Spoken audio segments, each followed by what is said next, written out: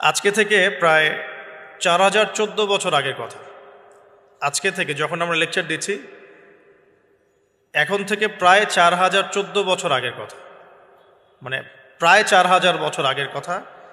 হিসেবটা মেলানো হয়েছে এভাবে যে ঈসা আলাইহিসসালাম এবং মুহাম্মদ সাল্লাল্লাহু আলাইহি ওয়াসাল্লামের যে উম্মত, এর মধ্যে ডিস্টেন্স ছিল 570 বছরের মতো। আবার মুহাম্মদ সাল্লাল্লাহু আলাইহি ওয়াসাল্লামের উম্মতের 1444 বছর চলে গেছে, এটা কাউন্ট করা যায়। আর এর আগে ঈসা আলাইহিসসালাম থেকে ইব্রাহিম আলাইহিসসালামের ডিস্টেন্সটা হচ্ছে 2000 বছর। এই ক্যালকুলেশন করলে বোঝা যাচ্ছে যে প্রায় 4000 বছর আগের কথা, বা 4014 বছর আগের কথা। গল্প শুনতে আমাদের ভালো লাগে তো নাকি? গল্পের মাধ্যমে অনেক কিছু জানা যায় আর কি। আজকে গল্পটা কিন্তু একটু ইউনিক। আজকে থেকে প্রায় 4014 বছর আগের কথা। একটা চমৎকার সভ্যতা ছিল, ঐতিহাসিক সভ্যতা, তার নাম ছিল ব্যাবিলন। এটা ইরাকে ছিল, সেখানে বাবেল নামে একটা শহর ছিল। আমরা অনেকে জানি না যে বর্তমান বাগদাদ হচ্ছে সেই বাবেল নগর। বর্তমান বাগদাদ হচ্ছে সেই বাবেল নগরী। আর বাবেল সম্পর্কে আল কোরআনে কিন্তু আয়াত আছে। আল কোরআন এমন একটা কিতাব, বিস্ময়কর কিতাব, যেখানে সব কিছুই নাজিল করা হয়েছে। তো আল্লাহ পাক সূরা কাহফে তো বলেছেন, ওয়ালাকাদ সাররাফনা ফি হাযাল কুরআন লিন-নাসি মিন কুল্লি মাসাল। আমি এই কোরআনে মানব জাতির জন্য প্রত্যেকটা বিষয়কেই ব্যাখ্যা করেছি। ওয়া নাযালনা আলাইকাল কিতাবা তিবয়ানান লিকুল্লি শাই। হে নবী, আমি আপনার প্রতি এমন একটা কিতাব নাজিল করেছি যেটা তিবয়ানান লিকুল্লি শাই, প্রত্যেকটা বিষয়কে ব্যাখ্যা করে। যারা আহলে কোরআন ভ্রান্ত আকীদার অনুসারী, তারা কিন্তু এই আয়াত থেকেই দলিল পেশ করে যে কোরআন তো তিবয়ানান লিকুল্লি শাই, প্রত্যেকটা বিষয়ের ব্যাখ্যা। তার নতুন করে হাদিসের কি প্রয়োজন আছে? এটা আমাদের আলোচনার টপিক না, আমরা ওদিকে যাচ্ছি না। তো আল্লাহ পাক কোরআনে কিন্তু বাবেল নগরীর কথা বলেছেন। সূরাতুল বাকারার 101-2 আয়াতগুলোতে আছে। এই বাবেল নগরী তৎকালীন সময় জাদুবিদ্যার একটা আকড়া ছিল আর কি। এর আগে আমরা জানি সুলাইমান আলাইহিস সালামের সময় ওই হারুত আর মারুত দুজন ফেরেশতাকে দিয়ে মানুষকে পরীক্ষা করা হয়েছিল। এই ঘটনাটা সূরা বাকারার 101-2 আয়াতগুলোর মধ্যে আছে, দেখে নিয়েন। আমি রেফারেন্সগুলো বলে দিলাম। এখানে এই বাবেল নগরীর কথাটা আছে, ঠিক আছে? তো এই নগরীতে প্রায় 4014 বছর আগে একটা ফুটফুটে সুন্দর শিশু জন্ম নেয়। দেখতে খুবই সুন্দর, অমায়িক, দেখলেই মানে মন কেড়ে নেয়ার মতো সুন্দর। এমন কিছু বাচ্চা থাকে কিন্তু দেখলে আদর করতে ইচ্ছা করে, মন কেড়ে নেয়ার মতো, ইউনিক, সবার চেয়ে আলাদা। এবং জন্ম নিয়েছে সে এমন একটা পরিবারে, যেই পরিবার তৎকালীন সময়কার যে জালেম শাসক নমরুদ, তার প্রধান পুরোহিত, তার নাম আজার। তৎকালীন বাবেলের শাসনকর্তার নাম হচ্ছে নমরুদ এবং তার প্রধান পুরোহিতের নাম আজার। তার ঘরেই জন্ম নিয়েছেন এই তাওহীদের শেকর ইব্রাহিম আলাইহিস সালাম। আল্লাহ পাকের কি মানে, আল্লাহ পাক কি না করতে পারে। যেখানেই আবু জেহেল, সেখানেই মুহাম্মদ সাল্লাল্লাহু আলাইহি ওয়াসাল্লামের জন্ম হয়। যেখানেই নমরুদ, সেখানেই ইব্রাহিমের মতো মানুষ আসেন। যেখানেই ফেরাউন, সেখানে আবার মূসা আসেন। মূসাকে আল্লাহ রাব্বুল আলামিন ফেরাউনের ঘরেই মানুষ করলেন। ইব্রাহিম আলাইহিস সালামকে আল্লাহ পাক আজারের ঘরেই মানুষ করলেন। আজকেও আমরা দেখি এরকম সিটি অফ আখিরুজ্জামানে কিছু কিছু দিনী বোন চেহারা না দেখানোর জন্য আন্দোলন করছে। চিন্তা করতে পারেন, যেখানে যত বেশি জাহেলিয়াত, সেখানে তত পাক্কা মুসল্লি জন্ম নেবে, মুমিন জন্ম নেবে ইনশাআল্লাহ। যেখানে যত বেশি জাহেলিয়াত, সেখানে তত শক্তিশালী মুমিনদের জন্ম হবে ইনশাআল্লাহ।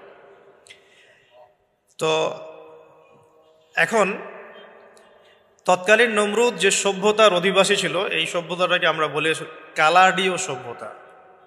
এটাকে কালাদীয় সভ্যতা বলা হয়। এটা মূলত জাদুর জন্য একটু বিখ্যাত ছিল, যেটা রেফারেন্স আমি দিলাম সুলাইমান আলাইহিস সালামের যুগ থেকে। এখানে আজারের ঘরে জন্ম নিয়েছেন আমাদের নবীগণের পিতা, মুসলিম জাতির পিতা ইব্রাহিম আলাইহিস সালাম। সুবহানাল্লাহ। বলা বাহুল্য যে নমরুদ কিন্তু 400 বছর বেঁচে ছিল এবং 400 বছর হায়াত পাওয়ার পরে সে মনে করছিল যে সে কখনো মারা যাবে না। এরপরেই সে নিজেকে খোদা দাবি করা শুরু করেছে আর কি। এই বাচ্চা ছেলেটা বড় হতে লাগলো। যারা সমাজকে পরিবর্তন করে তারা কিন্তু সমাজের স্রোতে গা ভাসায় না। নবী সাল্লাল্লাহু আলাইহি ওয়াসাল্লামের জন্মটা একটু মিলাই এটার সাথে। আমাদের নবীও ঠিক এরকমই একটা সমাজে জন্ম নিয়েছে। ইব্রাহিম আলাইহিস সালাম যেমন জন্ম নিয়েছেন শিরকে ভরা সমাজে, চতুর্দিকে মূর্তি পূজা হচ্ছে, ইভেন তার বাসায় তার বাবা হচ্ছে মূর্তি পূজারীদের সর্দার, তার ঘরে তিনি জন্ম নিয়েছেন। ঠিক তেমনি রাসূল সাল্লাল্লাহু আলাইহি ওয়াসাল্লাম যে মক্কায় জন্ম নিয়েছেন সেই মক্কা ছিল শিরকের আখড়া। সেখানে লাত, উজ্জা, হুবল, মানাতের পূজা হতো, সুদ ছিল, জিনা ছিল, ব্যভিচার ছিল, মাদক ছিল, গোত্রীয় হানাহানি ছিল, নারীর অবমাননা ছিল। এরকম আইয়ামে জাহিলিয়াতেও নবী সাল্লাল্লাহু আলাইহি ওয়াসাল্লাম জন্ম নিয়েছেন। নবী সাল্লাল্লাহু আলাইহি ওয়াসাল্লাম ইব্রাহিম আলাইহিস সালাম দুজনের চেহারাও একরকম ছিল, দুজনের চেহারার গঠনটাও একরকম ছিল, দেহের গঠনও একরকম ছিল। মেরাজের রাতে নবী সাল্লাল্লাহু আলাইহি ওয়াসাল্লাম দেখে এসেছিলেন যে ইনি কে, যাকে দেখতে হুবহু আমার মতো লাগছে। জিবরাইল আলাইহিস সালাম বলেছেন ইনি আপনার পিতা ইব্রাহিম আলাইহিস সালাম। সুবহানাল্লাহ।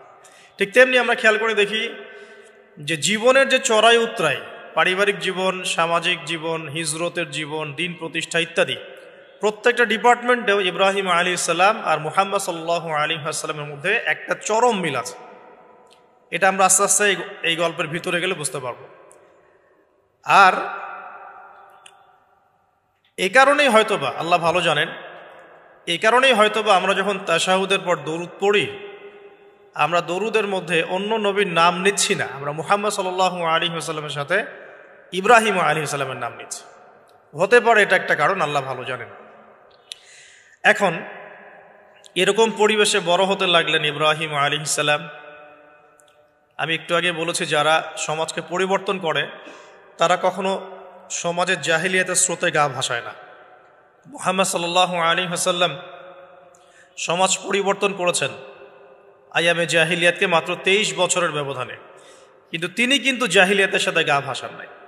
তিনি কখনো সুদ খাননি, তিনি কখনো মূর্তি পূজা করেন নাই, তিনি কখনো কোনো অন্যায় গুনাহ করেন নাই, তিনি কখনো মাদকদ্রব্যের কাছেও যান নাই, কিন্তু সমাজটা ছিল এগুলোতে নিমজ্জিত। ঠিক ইব্রাহিম আলাইহিস সালামের ক্ষেত্রেও সেম, তিনি একজন প্রধান পুরোহিতের ঘরে জন্ম নিয়েও কখনো মূর্তির ধার কাছে যান নাই। বরং একটু যখন বড় হচ্ছেন, একটু বড় বলতে ম্যাচিউরড, আমাদের টিকটক প্রজন্মের মতো না, এরা 20-30 বছর হয়ে গেল ম্যাচিউরড হয় না, বুদ্ধি প্রতিবন্ধী, বিকলাঙ্গ। ইভেন ইদানিং আমাদের মেয়েরা ছেলে হচ্ছে আর কি।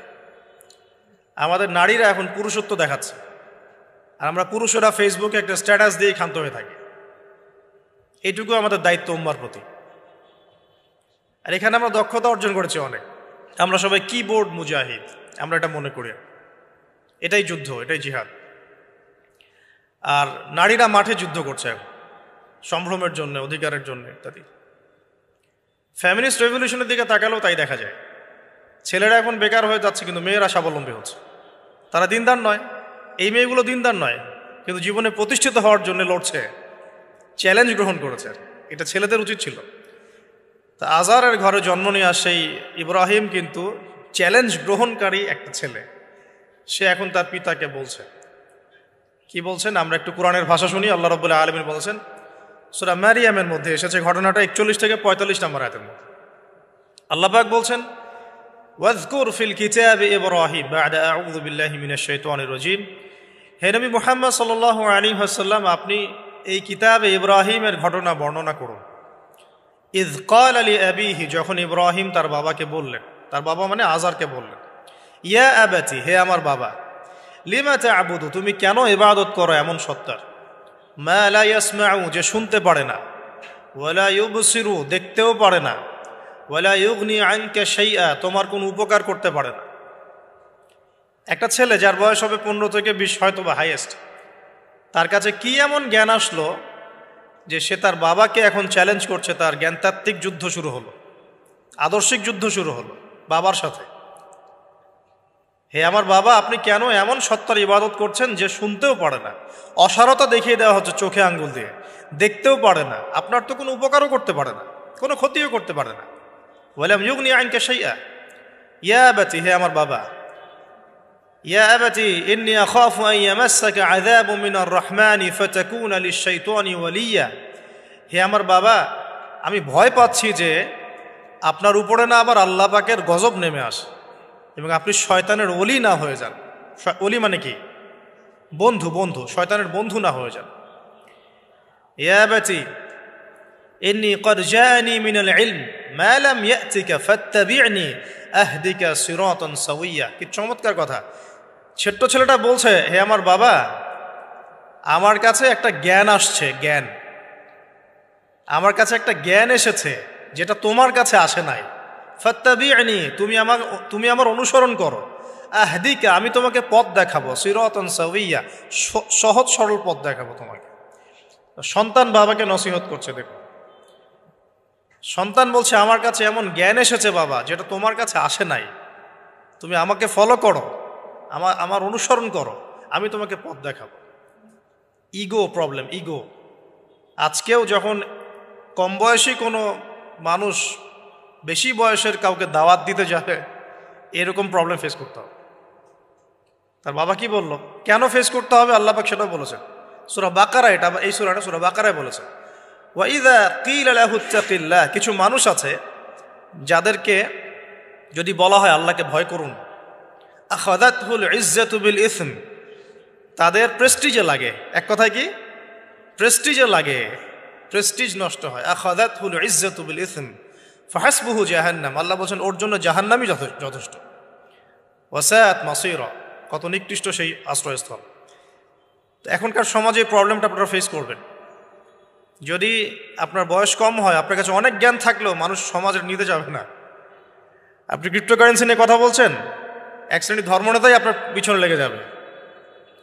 আপনি ইসলামিক রেভলিউশন নিয়ে কথা বলবেন, ইসলাম এস্টাবলিশমেন্ট নিয়ে কথা বলবেন, ইউনিটি নিয়ে কথা বলবেন, উম্মার করণীয় নিয়ে কথা বলবেন।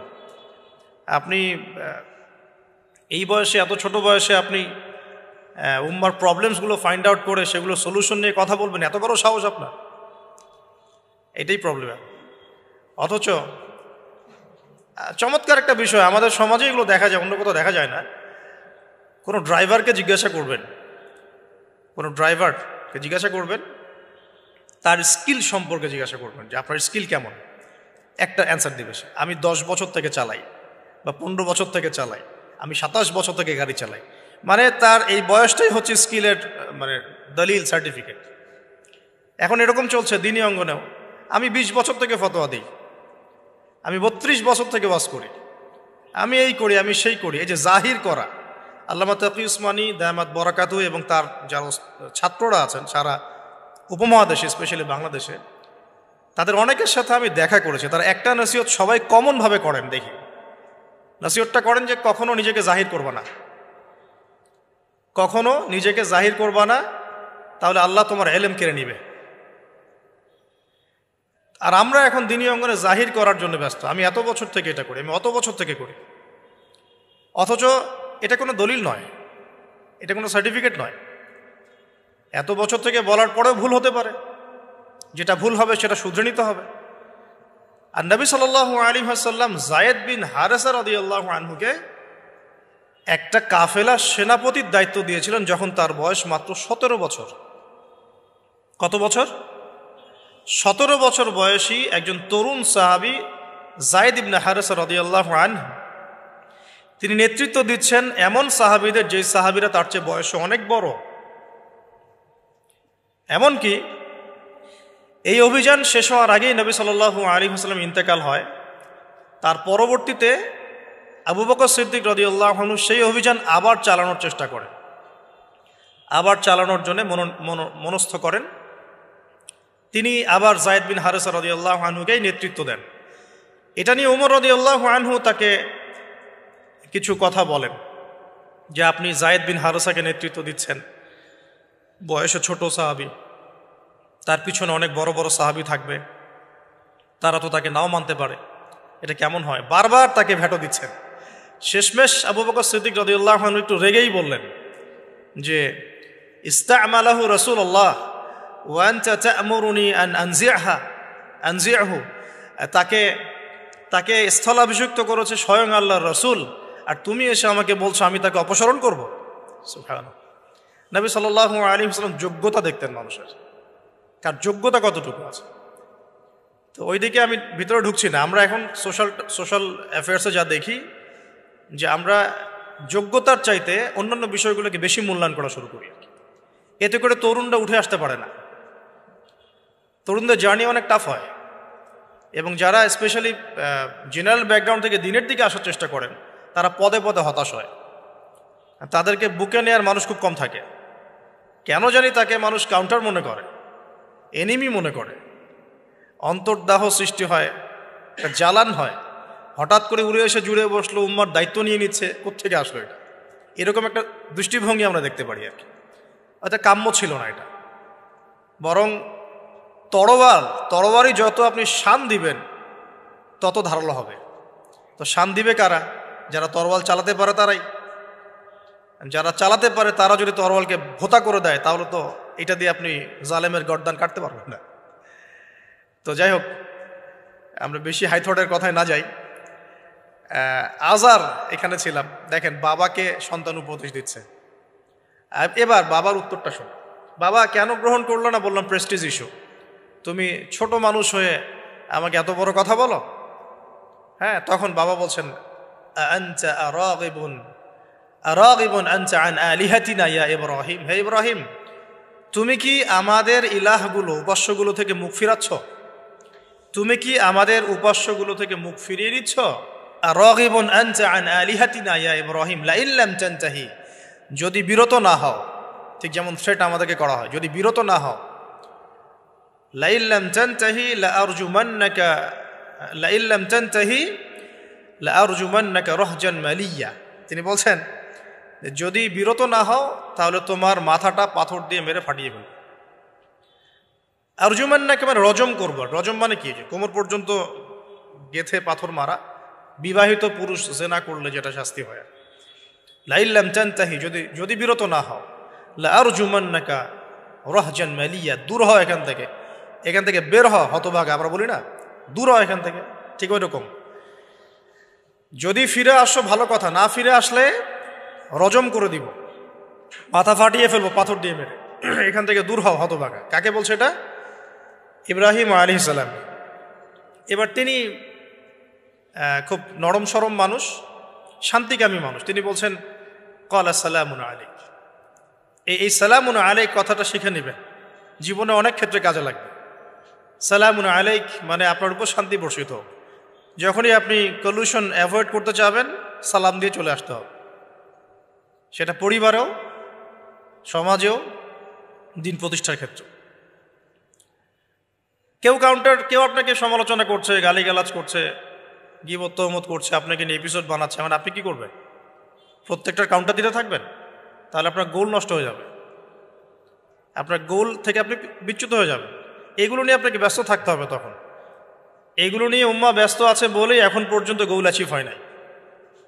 আমরা এগুলো নিয়ে ব্যস্ত আছি বলেই এখনো গোল অ্যাচিভ হয় নাই।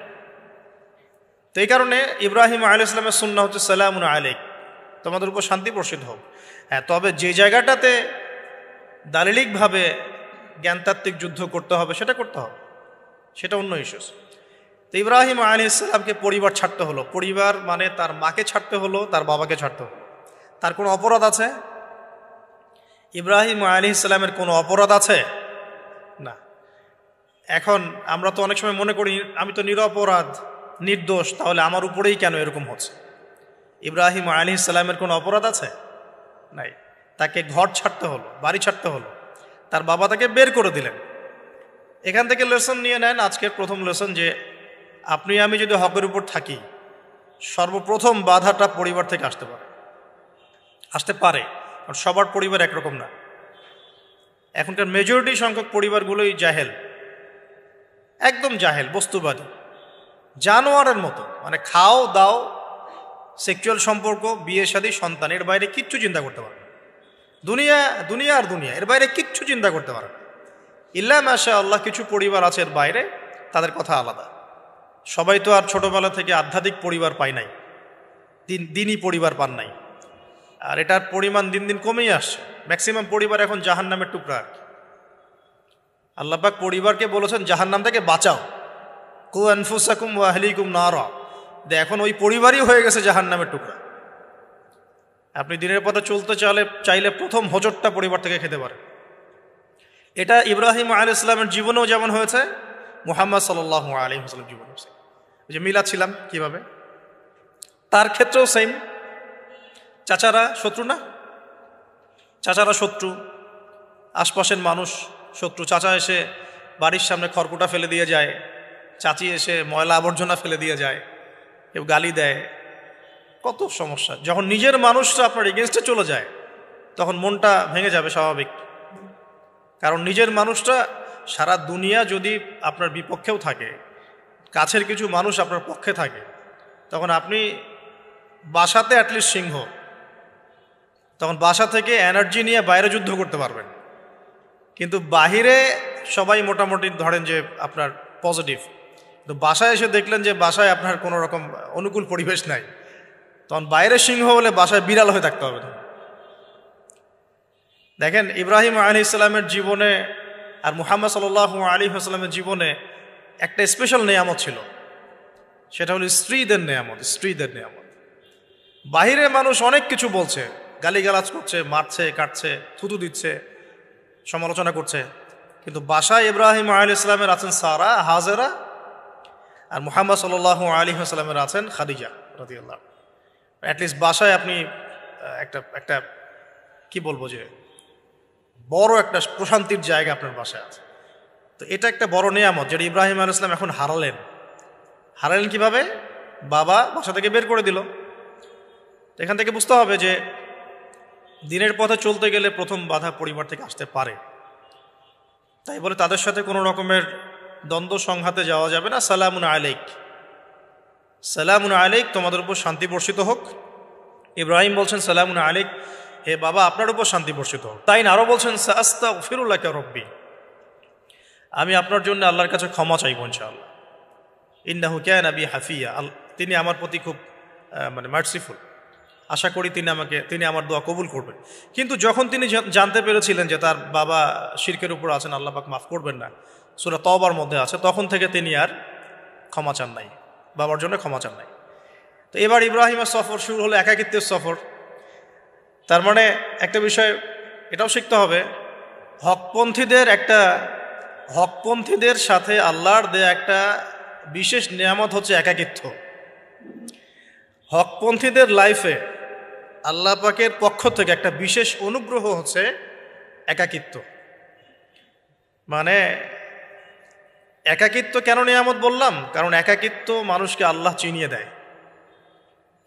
অনেক আলেম দেখবেন যারা জেল খেটে বের হয়েছেন, তারা সবাই একটা কথা বলবে, জেলখানায় আমরা আল্লাহকে চিনেছি।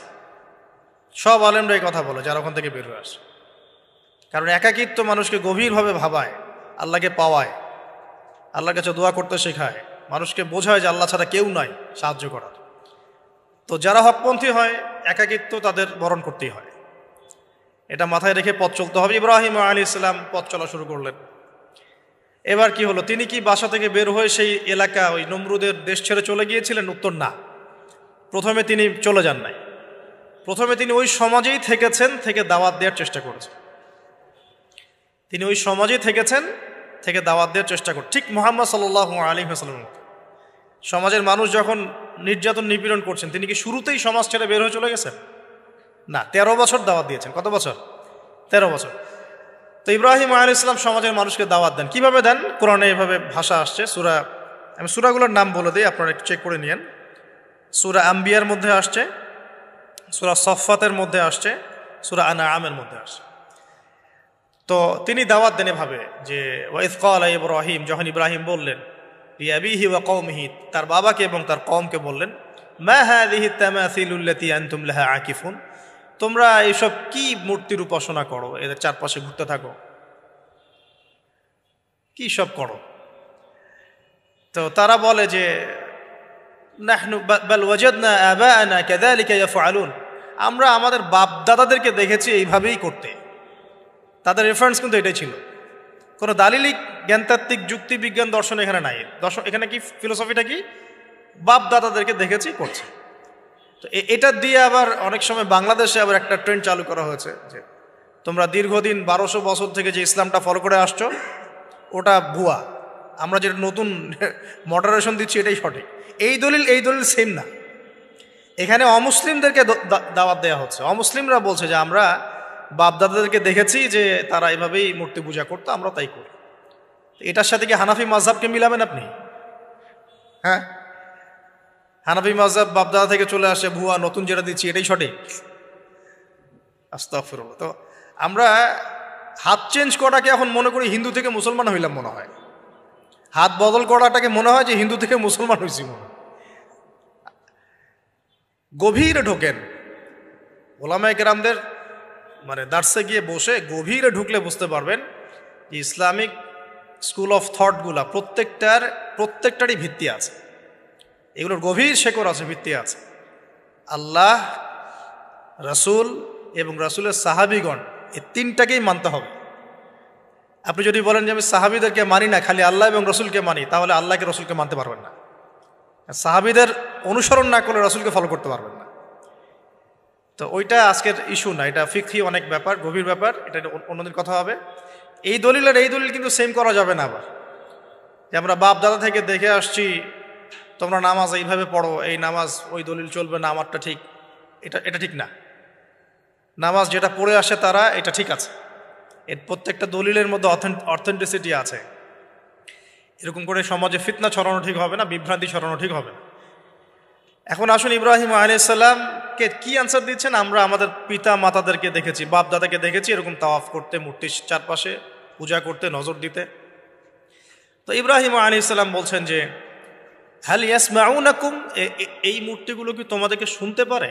ইয তাদউন, যখন তোমরা একে ডাকো। হাল ইয়ানফাউনাকুম, তোমাদের কোনো উপকার আসতে পারে?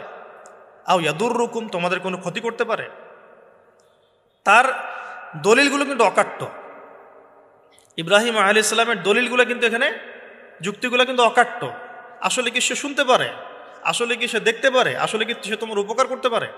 তাদের কিন্তু কিছু বলার নাই এখানে। তারা বলছে বাল ওয়াজাদনা আবানা কাযালিকা ইয়াফআলুন, আমাদের পিতা মাতা বাপ দাদাদেরকে দেখেছি এইভাবেই করতে। ইব্রাহিম আলাইহিস সালাম বলছেন যে ইন্নাকুম আনতুম লাফি দালালিম মুবিন, তোমরা তো সুস্পষ্ট বিভ্রান্তির মধ্যে আছো। তাহলে তো এরকম আরো অনেক আয়াত আছে সূরা সাফফাতের মধ্যেও, ওয়া ইন্না মিন শিআতিহি লা ইব্রাহিম ইয জাআ রাব্বাহু বিকলবিন সালিম ইয ক্বালা লিআবিহি ওয়া কওমিহি মাযা তা'বুদুন, তোমরা কিসের ইবাদত করো? আইফকান আলিহাতান দুনাল্লাহি তুরিদুন, তোমরা কি আল্লাহ সম্পর্কে মিথ্যা আরোপ করতে চাচ্ছ? ফামা যন্নুকুম বিরাব্বিল আলামিন, আল্লাহ রাব্বুল আলামিন সম্পর্কে তোমাদের কি ধারণা? এভাবে তিনি তার কওমকে দাওয়াত দিতে লাগলেন। কিন্তু তাদের কওমের দলিল একটাই ছিল, বাপ দাদাদেরকে দেখেছি এভাবে মূর্তি পূজা করতে, তাই করি। সনাতন, এটা ছিল কি সনাতন থটস। অথচ সর্বপ্রথম এটা শুরু হয় কোন নবীর আমল থেকে? নূহ আলাইহিস সালাম। নূহ আলাইহিস সালামের যুগের মানুষ সর্বপ্রথম এই মূর্তি পূজা শিরক করেছে। এর আগে মূর্তি পূজা ওয়ার্ল্ডে ছিল না, নূহ আলাইহিস সালামের যুগ থেকে শুরু হয়েছে। তাহলে এটাকে আমরা সর্বোচ্চ পর্যায়ে সনাতন বলতে পারি না। তারও আগে যে সময় চলে গেছে, ওই সময় মানুষ তাওহীদপন্থী ছিল। আদম আলাইহিস সালামের যুগে তখন মানুষ এই কাজ করতো না। শুরুটা কেমন করে হলো? ভালো উদ্দেশ্যেই শুরু হয়েছিল, ভালো মনে করে। কেমন? যে মানুষ এরকম চিন্তা করে নিয়েছিল যে এই মানুষগুলো লাত, উজ্জা, হবল, ইয়াগুথ, ইয়াউক, নাসর, ইয়াগুথ, ইয়াউক, নাসর, এই ভালো মানুষগুলো আল্লাহর খুব নেককার বান্দা ছিলেন। তাদের স্ট্যাচু তৈরি করা যায়, তৈরি করলে কি হবে? এগুলোকে দেখলে আমাদের আগ্রহ জন্মাবে ইবাদত করার ব্যাপারে। এটা ছিল ওদের থটস। শয়তান এভাবেই তাদেরকে ইনফ্লুয়েন্স করেছিল আর কি, তারা তাই করলো। এই জেনারেশনটা যখন মারা গেল, পরের জেনারেশন যখন আসলো, তখন শয়তান ওদেরকে বোঝালো, ধরেন 100-200 বছর পরে বোঝালো যে ওরা খুব ভালো মানুষ ছিল, ওদের মূর্তিকে মসজিদের বাইরে না রেখে ভিতরে ঢুকিয়ে ফেলো, তাদেরকে সেজদা করতে হবে না, ভিতরে ঢুকিয়ে ফেলো, ইবাদতে মনোযোগ আসবে। পরের জেনারেশন এই কাজটাই করলো। থার্ড জেনারেশনকে শয়তান বোঝালো যে সরাসরি ওদের কাছে চাইলেই হবে, তারা আল্লাহ পাকের অনেক কি আনুগত্যপ্রাপ্ত নৈকট্যপ্রাপ্ত বান্দা, সরাসরি তাদের কাছে চাইলেই হবে। আল্লাহর কাছে চাওয়া এখানে চাওয়া একই কথা, ওখানে সেজদা করা এখানে সেজদা করা একই কথা। এখান থেকে শুরু হলো সরাসরি স্ট্যাচু ওয়ার্শিপ, সরাসরি স্ট্যাচু ওয়ার্শিপিং এখান থেকে শুরু হয়েছে। তা আমরা আমাদের হিন্দু ভাই বোন যারা আছেন, আমাদের আশপাশে অমুসলিম ভাই বোন, তাদের প্রতি সম্মান রেখেই এই হিস্ট্রিগুলো পড়তে বলবো আর কি, এবং যুক্তি দর্শনগুলো খুঁজতে বলবো। আসলে কি তারা শুনতে পায়? আসলে কি সে আমার কোনো উপকার করতে পারে? আসলে কি সে আমার কোনো ক্ষতি করতে পারে? আসলে কি সে সৃষ্টিকর্তার প্রতিমূর্তি হতে পারে কিনা? তো আমরা এটা আহ্বান জানাবো, আমরা কারো ধর্মীয় অনুভূতিতে আঘাত করব না। ইসলাম আমাদেরকে এটা শিখায় না। ইসলাম এটা শিখায় যে মানুষকে হিকমার সাথে প্রজ্ঞার সাথে দাওয়াত দেয়া, যাতে করে তারা জাহান্নামের রাস্তা থেকে ফিরে আসতে পারে ইনশাআল্লাহ। এখন আসুন, আরও একটা দাওয়াত ইব্রাহিম আলাইহিস সালাম তার কওমকে দিলেন। সেটা কি? এবার এখানে সমাজের মানুষের সাথে ওই সমাজের ধর্ম নেতারাও ছিল। সমাজে কিন্তু কয়েক শ্রেণীর মানুষ থাকে, মানে সামাজিক নেতা, ধর্মনেতা, রাষ্ট্রনেতা। তো রাষ্ট্রনেতা পর্যায়ে এখনও ইব্রাহিম আলাইহিস সালাম যান নাই, এখন সমাজ নেতা আর ধর্মনেতা চলছে আর কি। এবার ধর্মনেতা আসলো, এসে ধর্মনেতারা তাকে বোঝানোর চেষ্টা করলো যে এই আসমানের তারা, চাঁদ, সূর্য, প্রকৃতি, গাছপালা, এগুলোও ইলাহ, এগুলোর ইবাদত করা যায়। এই ঘটনা আল্লাহ রাব্বুল আলামিন সূরা আনআমের মধ্যে বলেছে। তো ইব্রাহিম আলাইহিস সালামকে তারা দেখাচ্ছে, এটা আরবীয় একটা কাব্যিক ভাষায় কোরআনে এসেছে, চমৎকার ভাষায়, যে ফালাম্মা জান্না আলাইহিল লাইল, যখন তার উপর রাত আচ্ছাদিত হলো, রাআ কাওকাবা, তখন ইব্রাহিম আলাইহিস সালাম কি দেখলেন? আকাশে তারা দেখলেন। ঠিক আছে, তারা মূর্তি পূজার এখানেই আছে, ধর্মনেতারাও এখানেই আছে। তো তিনি বলছেন হাযা রব্বি, এটা আমার রব। ফালাম্মা ফালা, যখন তারকাগুলো অস্তমিত হলো, ক্বালা লা উহিব্বুল আফিলিন, আমি তো অস্তমিত যাওয়া জিনিসকে পছন্দ করি না। রব তো অস্তমিত যাবে না, এখানেও যুক্তি লাগবে, তো আমার ফিলোসফি লাগবে, আমার এখানে দর্শন লাগবে, এখানে তো আমাকে মানে প্রজ্ঞা দিয়ে বোঝাতে হবে। এটা তো অস্তমিত হয়ে গেল, এটা তো রব হতে পারে না। ফালাম্মা রাআল কামারা বাযিগান, যখন সে চাঁদকে দেখলো জলজল করছে একদম। আর এখনকার চাঁদ দেখা আগের চাঁদ দেখা তো এক না, এখন তো আমরা চাঁদের আলোই খুঁজে পাই না, তখনকার চাঁদ তো অন্যরকম। বাযিগান মানে জলজল করছে। তখন তিনি বললেন হাযা রব্বি, এটা আমার রব। তখন ফালাম্মা ফালা, যখন এটাও অস্তমিত হয়ে গেল, তিনি বলছেন লাইল্লাম ইয়াহদিয়ানি রব্বি লাকুনান্না মিনাল কওমিদ দাল্লিন, আল্লাহ যদি আমাকে হেদায়েত না দেন তাহলে আমি এই দল্লিনদের অন্তর্ভুক্ত হয়ে যাব। ইব্রাহিম আলাইহিস সালাম বলছেন ফালাম্মা রাআ শামসা বাযিগাতান, যখন এবার সূর্যকে দেখলেন দিনের বেলা, এটা তো আরো বড়। হাযা রব্বি হাযা আকবার, এটা আমার রব, এটা সবচেয়ে বড়। হাযা আকবার, এটা সবচেয়ে বড়। ফালাম্মা আফালাত, এটা যখন অস্তমিত হয়ে গেল, তখন তিনি বলছেন এই কথাটা যে ইয়া কওমি ইন্নী বারিউম মিম্মা তুশরিকুন, হে আমার কওম, তোমরা যেগুলোকে দিয়ে আল্লাহর সাথে শরিক করছো, এখান থেকে আমি আমার চেহারাকে ফিরিয়ে নিলাম। সুবহানাল্লাহ। তখন তিনি এই কথাটা বলেন ইন্নী ওয়াজ্জাহতু ওয়াজহিয়া লিল্লাযী ফাতারাস সামাওয়াতি ওয়াল আরদা হানিফাও ওয়া মা আনা মিনাল মুশরিকিন, আমি আমার চেহারাকে ফিরিয়ে নিচ্ছি এই আসমান সমূহ এবং জমিনের সৃষ্টিকর্তার দিকে, এবং আমি মুশরিকদের অন্তর্ভুক্ত নই। ইন্না সলাতি ওয়া নুসুকি ওয়া মাহইয়ায়া ওয়া মামাতি লিল্লাহি রাব্বিল আলামিন, আমার সলাত, আমার কুরবানি, আমার স্যাক্রিফাইস, আমার জীবন, আমার ফুল লাইফ, আমার মৃত্যু, সব কিছু কার জন্য? জগৎ সমেত প্রতিপালক আল্লাহর জন্য। লা শারীকা লাহু, তার কোনো শরিক নাই। ওয়া বিযালিকা উমিরতু, এই একনিষ্ঠভাবে তার ইবাদত করার জন্যই আমি আদিষ্ট হয়েছি। ওয়া বিযালিকা উমিরতু ওয়া আনা মিনাল মুসলিমিন, এবং আমি মুসলিমদের অন্তর্ভুক্ত। এই শুরু হলো এবার পুরো স্পষ্টভাবে তাওহীদের ঘোষণা দেয়া। তবে ইব্রাহিম আলাইহিস সালামের এক একটা পদক্ষেপ কি যৌক্তিক না, বৈজ্ঞানিক না, এবং অকাট্য প্রমাণ আছে না, এগুলোকে কিন্তু ভেদ করতে পারছে না তারা। এবার ইব্রাহিম আলাইহিস সালাম চিন্তা করলেন দ্বারা এবার উচিত শিক্ষা দিতে হবে। তবে আগে বলে নেই, এই যে উচিত শিক্ষাটার কথা বলছে, এটা আবার আপনারা খবরদার ভুলেও কোথাও দিতে যায় না, ঠিক আছে? এটারও সময় আছে। ইব্রাহিম আলাইহিস সালামের সাথে নবী সাল্লাল্লাহু আলাইহি ওয়াসাল্লামের জীবনের মিলের কথা বলছিলাম। নবী সাল্লাল্লাহু আলাইহি ওয়াসাল্লাম মক্কা বিজয়ের আগে কি কখনো মূর্তির গায়ে হাত দিয়েছেন কিনা বলেন? দিয়েছেন? যখন মক্কা বিজয় হয়ে গেছে, পুরো স্টেটই আপনার, অথরিটি আপনার, তখন আপনি আপনার অ্যাকশন নিতেই পারেন, সেটা আপনার ব্যাপার, তখন আপনি কি করবেন?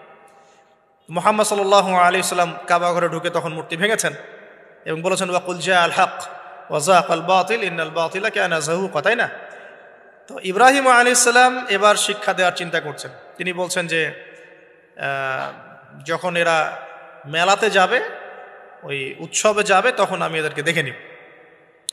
এটাও কুরআন চমৎকারভাবে বলেছে যে ইয ক্বালা লিআবিহি ওয়া কওমিহি মাযা তা'বুদুন আইফকান আলিহাতান দুনাল্লাহি তুরিদুন ফামা যান্নুকুম বিরাব্বিল আলামিন। হ্যাঁ, ফারাগা ইলা আলিহাতিহিম ফাকালা আলা তা'কুলুন। ইব্রাহিম আলাইহিস সালাম এবার যখন ওরা মেলায় চলে গেছে, তো যাওয়ার আগে আবার ইব্রাহিম আলাইহিস সালাম বলছিলেন যে ইন্নী সাকিম, আমি হচ্ছি অসুস্থ। আমি কি অসুস্থ? নাযারা নাযরাতান ফিন নুজুম। ইব্রাহিম আলাইহিস সালাম রাতের বেলা আকাশের দিকে তাকালেন একবার, তাকিয়ে ওদেরকে বললেন যে ইন্নী সাকিম, আমি অসুস্থ। এটা কৌশল, আমি অসুস্থ, এটা কৌশল। এই কৌশল আবার সব জায়গায় ঘাটাতে যায় না আর কি। তো এবার যখন তারা চলে গেল, ফারাগা ইলা আলিহাতিহিম ফাকালা আলা তা'কুলুন, এবার তিনি ওই মূর্তি গৃহ যেটা ওদের, ওখানে ঢুকে বলছেন যে আলা তা'কুলুন, তোমাদের কি হলো, খাচ্ছ না কেন? কাদেরকে বলছে এই কথা? মূর্তি, খাচ্ছ না কেন? আলা তা'কুলুন। ফারাগা ইলা আলিহাতিহিম ফাকালা আলা তা'কুলুন মা লাকুম লা তানতিকুন, কি হলো, কথা বলছো না কেন? মা লাকুম লা তানতিকুন, কি হলো, কথা বলছো না কেন? এবার ফারাগা আলাইহিম দরবাম বিল ইয়ামিন, এবার ইয়ামিন মানে ডান হাত, ডানাতে যা পেয়েছিলেন আর কি, তা দিয়ে সবগুলোকে ভেঙে চুরমার করে ফেলছে। ব্যাস, এবার ওরা যখন আসলো এসে বলছে যে আনতা ফাআলতা হাযা বিআলিহাতিনা ইয়া ইব্রাহিম, হে ইব্রাহিম, তুমি কি আমাদের উপাস্যদের সাথে এই কাজ করেছো? ইব্রাহিম বলছেন লা, না, বাল লা আসলে কোরআনে নাই, আমি নিজের মতো করে বললাম আরবি বলতে বলতে। বাল ফাআলাহু কাবীরুহুম হাযা, বরং এই বড়টা এই কাজ করছে। এর মধ্যে সবচেয়ে বড় যেটা আছে এই বেটার কাজ, আমি করি নাই, আমি তো করি নাই। তখন ওরা তো এটা তো হতভম্ব হয়ে গেল, যে সে বলছে যে তুমি তো জানো, তুমি তো খুব ভালো করেই জানো যে তারা কথা বলতে পারে না, নড়াচড়া করতে পারে না, কিছুই করতে পারে না। তখন তিনি বললেন তাহলে তোমরা কেন এমন ইলাহের উপাসনা করো যে কথাও বলতে পারে না, শুনতেও পারে না, দেখতেও পারে না, তোমার উপকারও করতে পারে না, ক্ষতিও করতে পারে না। কিন্তু এবারও কিন্তু যুক্তি নাই, কোনো তাদের কাছে কোনো দলিল নাই, কোনো প্রমাণ নাই, কোনো যুক্তি দর্শন কিচ্ছু নাই। এবার শুরু হলো জুলুম। জালেমের কাজ কি? যুক্তি, জ্ঞান, দর্শন, বিজ্ঞান এগুলো দিয়ে যখন পরাস্ত, এগুলো দিয়ে পারছি না, এবার পেশি শক্তি। এবার কি? পেশি শক্তি। ব্যাস, এবার পেশি শক্তি। ইব্রাহিম আলাইহিস সালামকে নিয়ে যাওয়া হচ্ছে নমরুদের দরবারে। এবার চলো, এবার তোমার আজকে খবর আছে। এবার পুরো রিমান্ড হবে 7 দিনের। একদিন রিমান্ড হলেই অবস্থা খারাপ হয়ে যাওয়ার কথা। ইব্রাহিম আলাইহিস সালামকে এবার নিয়ে যাচ্ছে ধরেন নমরুদের কাছে, কি যে হবে আল্লাহ ভালো জানেন। ইব্রাহিম আলাইহিস সালাম যখন যাচ্ছেন তখন কি তিনি জানতেন যে আল্লাহ পাক তাকে আগুন থেকে বাঁচাবেন? এই ঘটনা যে ঘটবে তিনি কি জানতেন? আচ্ছা, আমরা না হয় জানি যে এমনটা হয়েছিল। ইব্রাহিম আলাইহিস সালাম ওই সময় তো আর জানতেন না যে কি হতে যাচ্ছে। তার মানে তার ওই সময় তার ইমানের তেজ, তার স্থিরতা, ইস্তেকামা এবং তাওয়াক্কুল কত বেশি ছিল। তাকে নিয়ে যাওয়া হচ্ছে। এবারে নমরুদের সামনে দাঁড় করিয়ে নমরুদ এবার একটু মজা নিয়ে জিজ্ঞাসা করলো যে কে তোমার রব? ওই কবরের প্রশ্ন করার মতো, মান রব্বুক, তোমার রব কে? তো ইব্রাহিম আলাইহিস সালাম বলছে রব্বি আল্লাযী ইউহয়ী ওয়া ইউমীত, আমার রব তিনি যিনি জীবন দেন মৃত্যুও দেন। এবার নমরুদ বলছে ক্বালা আনা উহয়ী ওয়া উমীত, আমি তো জীবন দিই আর মৃত্যু দেই। কিভাবে? একজন যাবজ্জীবন প্রাপ্ত আসামিকে ডেকে নিয়ে ছেড়ে দিল, দিয়ে বললো যে জীবন দিলাম। আর একজন আসামিকে ডেকে তৎক্ষণাৎ মৃত্যুদণ্ড দিয়ে মৃত্যু দিলাম। তো ইব্রাহিম দেখলেন আলাইহিস সালাম এ তো মোটা বুদ্ধির মানুষ, কারণ যে যত বড় জালেম হয় তার বুদ্ধি তত মোটা হয়, কিন্তু এটা মাথায় রাখবেন। ফেরাউনের মতো জুলুম মানুষের বুদ্ধি লোপ করে দেয়, আর শিরক মানুষের মধ্যে ভয় সঞ্চার করে। যখন আপনি শিরক করতে থাকবেন মনে খুব ভয় কাজ করবে। এবং মুশরিক বাহিনী কখনো ইসলামের বিজয় লাভ করতে পারে নাই। যে মুসলিম সেনাবাহিনীর মধ্যেও শিরক ছিল না, ওরা যুদ্ধের মাঠে পরাজিত হয়ে গেছে। ইতিহাস ঘাটবেন, মুসলিম যে সেনাবাহিনীর মধ্যে শিরক ছিল ওই সেনাবাহিনী পরাজিত হয়ে গেছে। আবার অল্প গুটি কয়েক সেনাবাহিনী তারা তাওহীদপন্থী ছিল, তারা জয়লাভ করেছে। ইতিহাস ঘেটে দেখবেন। তো জুলুম কি করে? বুদ্ধি লোপ পায়। নমরুদের বুদ্ধি লোপ পেয়ে গেল। তো ইব্রাহিম আলাইহিস সালাম বলছেন রব্বি আল্লাযী ইউহয়ী ওয়া ইউমীত, এ তো এটা বুঝলো না। তাহলে ইন্নাল্লাহা তাআলা ইন্নাল্লাহা ইয়াতি বিশ-শামসি মিনাল মাশরিক ফাতি বিহা মিনাল মাগরিব। ইব্রাহিম আলাইহিস সালাম বলছেন যে আল্লাহ রাব্বুল আলামিন, আমার আল্লাহ, তিনি পূর্ব দিক থেকে সূর্য ওঠান। তো তুমি যদি ইলাহ হয়ে থাকো তাহলে পশ্চিম দিক থেকে উঠাও। এটা আরো বড় অকাট্য দলিল হলো। তার অবস্থাটা আল্লাহ ব্যাখ্যা করছেন এভাবে, আল্লাহ বলছেন ফাবুহিতাল্লাযী কাফার, কাফের একদম হতভম্ব হয়ে গেল। একদম হতভম্ব হয়তো লাভ নাই, বেশি শক্তি আছে আমার, তোমার যুক্তি বিজ্ঞান দর্শন থিওরি তো আমার দরকার নাই, তোমার দিনের জ্ঞানের এলিমেন্ট তোমার দরকার নাই, তোমার ওয়াজ নসিহতের আমার দরকার নাই, আমার কাছে কি আছে? বেশি শক্তি আছে, পিটায় সব সিধা করে ফেলাবে একেবারে। বাস ইব্রাহিম আলাইহিস সালামের জন্য বলছে ফাআল হাররিকুহু ওয়ানসুরু আলিহাতাকুম, একে জ্বালায় দাও, পুরায় দাও, একে জ্বালায় পুরায় দাও, তোমাদের ইলাহদেরকে সাহায্য করো। আল্লাহ পাক অন্য জায়গায় বলছেন যে ফাআরাদু বিহি কাইদান ফাজআলনাহুমুল আসফালিন, তারা ইব্রাহিম আলাইহিস সালামকে নিয়ে একটা বিশেষ বড় একটা কৌশল করল। এই কৌশলটা কি ছিল? তাকে অগ্নিকুণ্ডের মধ্যে ফেলে দেওয়ার একটা চেষ্টা করলো, আগুন জ্বালিয়ে রাখলো। বলা হয় 40 দিন, এগুলো হিস্ট্রি বা তাফসীরগুলোতে আসছে, আমি just Quran text to the point বলছি। তো আগুন দাউ দাউ করে জ্বলতে লাগলো, ওই ব্যাবিলন ওখানকার সব মানুষ দেখছে বিষয়টা। তো ইব্রাহিম আলাইহিস সালামকে ফেলে দেওয়া হবে। দেখেন, যখন ফেলে দেওয়া হবে তখন কি ইব্রাহিম জানতেন যে তিনি আগুনে পুড়বেন না? তিনি তাহলে প্রস্তুত ছিলেন, তিনি তখন জীবন দেওয়ার জন্য প্রস্তুত ছিলেন। ঠিক আছে, এখন তাকে ফেলে দেওয়া হচ্ছে, ঠিক ওই সময়ে জিবরাইল আলাইহিস সালামের আগমন। সুবহানাল্লাহ। তিনি এসে বলছিলেন যে আমার কাছে কোনো হাজত আছে নাকি আপনার? তখনও ইব্রাহিম আলাইহিস সালাম বলেছেন আপনার কাছে আমার কোনো হাজত নাই। হাসবি আল্লাহ ওয়া নি'মাল ওয়াকিল, এই যে কথাটা আমরা বলি হাসবুন আল্লাহ ওয়া নি'মাল ওয়াকিল, হাসবি আল্লাহ ওয়া নি'মাল ওয়াকিল, ইব্রাহিম আলাইহিস সালাম বললেন আল্লাহ আমার জন্য যথেষ্ট এবং তিনিই আমার উত্তম কর্মবিধায়ক। এরকম মোমেন্টে বান্দা যখন আল্লাহকে এভাবে চাবে, আল্লাহ রাব্বুল আলামিন না এসে পারবেন? কখনোই পারবেন না ইনশাআল্লাহ। তখন আল্লাহ রাব্বুল আলামিনের আদেশ চলে আসলো, ইয়া নার, হে আগুন, কুনি বারদান ওয়া সালামান আলা ইব্রাহিম, ইব্রাহিমের জন্য ঠান্ডা হয়ে যাও, শীতল ঠান্ডা হও, মানে খুব শীতল না, বা আরামদায়ক শীতল ঠান্ডা হয়ে যাও। সুবহানাল্লাহ। এভাবে আল্লাহ রাব্বুল আলামিন ইব্রাহিম আলাইহিস সালামকে অগ্নি পরীক্ষা থেকে বাঁচালেন। ওখানে ইব্রাহিম আলাইহিস সালাম থাকলেন, কোনো ক্ষতি হলো না। তিনি পরবর্তী সময় বলেছিলেন ওই সময়টুকুর মধ্যেই তিনি শান্তিতে ছিলেন। ওই যে বললাম না, অনেকে যে নির্যাতন নিপীড়নের শিকার হয় তারপরে বলে যে ওই সময়টুকুই ভালো ছিলাম, আল্লাহকে পেয়েছিলাম, তেলাওয়াত বেশি ছিল, তাহাজ্জুদ বেশি ছিল, পরে ফিতনার যুগে চলে আসছি। তো এই হলো অগ্নি পরীক্ষা। এরপরে কওমকে দাওয়াত দেওয়ার হলো না, সেখান থেকে চলে যেতে হলো। ওই যে অগ্নি পরীক্ষা ইব্রাহিম আলাইহিস সালামকে এখানে দিতে হয়েছে, ওই রকম পরীক্ষা আমাদের নবী সাল্লাল্লাহু আলাইহি ওয়াসাল্লামকে দিতে হয়েছে তায়েফের মাঠে, দিতে হয়েছে বদরের মাঠে, উহুদের মাঠে। এখানে আল্লাহ পাক ফেরেশতা নামিয়ে দিয়েছেন সাহায্যের জন্য, বদরের মাঠে দেখেন, উহুদের মাঠে আল্লাহ পাক ফেরেশতা নামিয়েছেন সাহায্যের জন্য। একদম হুবাহু মিল পাবেন আপনি জিনিস, খালি বাসিরা থাকলেই হবে, ধরতে পারলেই হবে জিনিসগুলো। সামনে যাই, এবার শুরু হলো জীবনের দ্বিতীয় পর্যায়ে। এবার তিনি হিজরত করে চলে যাচ্ছেন। দেখেন, এখানেও হিজরত, আবার নবী সাল্লাল্লাহু আলাইহি ওয়াসাল্লামের যুগেও মক্কা থেকে মদিনায় নবীগণের জীবনের সাথে এগুলো জড়িত। ঠিক আছে, এখন যাওয়ার তো একজন সাথী লাগবে। তো একাকিত্বের জীবনের অবসান ঘটলো, আল্লাহ রাব্বুল আলামিন তাকে সাথী দিলেন। সাথীর নাম হচ্ছে সারা আলাইহিস সালাম। কি নাম? অনন্য সুন্দরী নারী ছিলেন। ইতিহাসে বলা হয় যে দুজন নারী সবচেয়ে বেশি সুন্দরী, দুজন।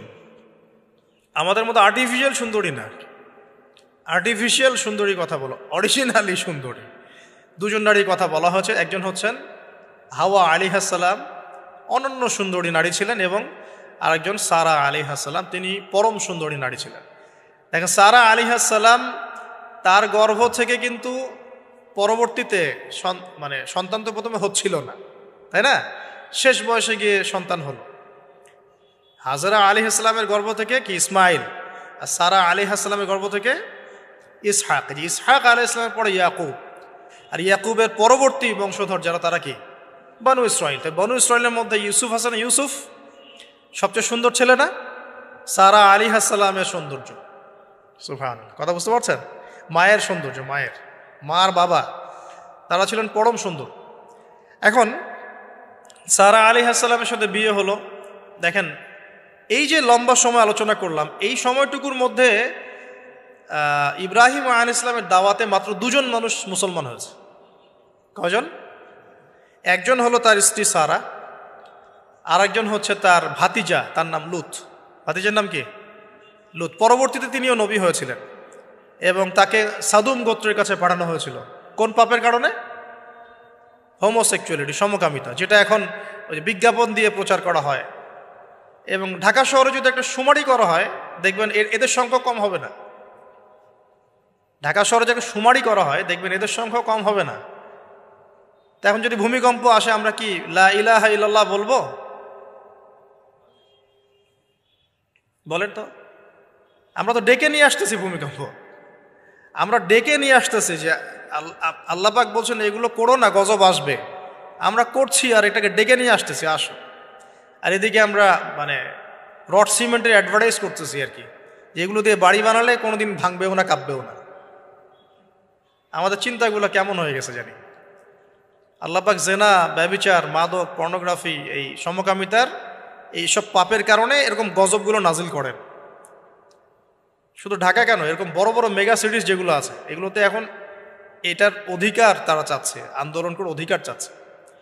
আপনার রেইনবো ফ্ল্যাগ দেখবেন, রংধনু ফ্ল্যাগ। রংধনু ফ্ল্যাগ মানেই সমকামিতা। অ্যাডভার্টাইজ দিয়ে দিয়ে, পোস্ট দিয়ে দিয়ে এখন মানুষ, আগে যেমন মেয়েরা বাসায় গিয়ে গিয়ে কিছু সার্ভিস দিত না, মানে খারাপ সার্ভিসের কথা বলছি আর কি, এখন এভাবে ছেলে ছেলেকে সার্ভিস দেওয়ার জন্য ডাকতেছে।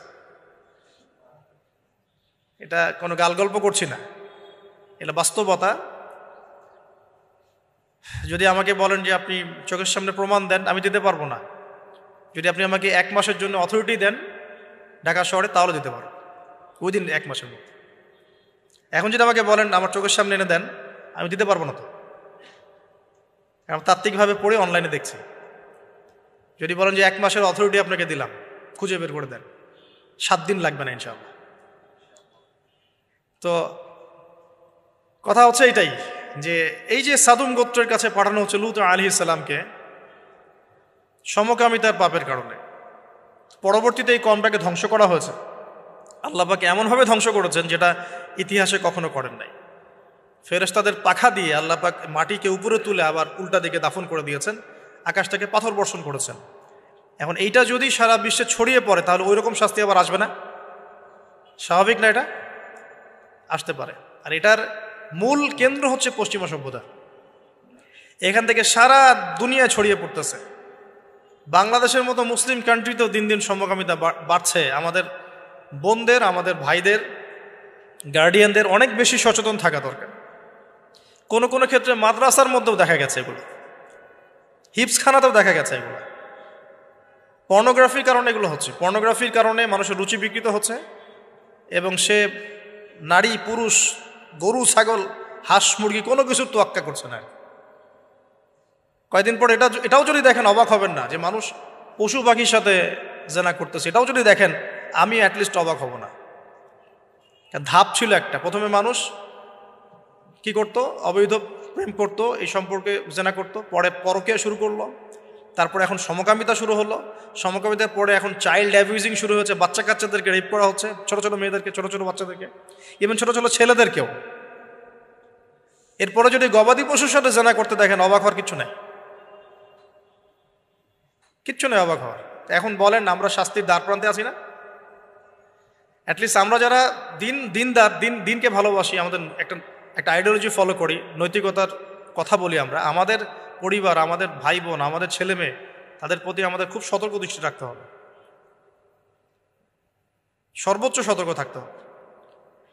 আর আমাদের দিনী বোনদেরকেও রিকোয়েস্ট করবো আমরা, যে ভাইদেরকেও তো বলি, বোনদেরকেও বলছি, বিয়ের আগে কোনো প্রকার অবৈধ সম্পর্ক নাই।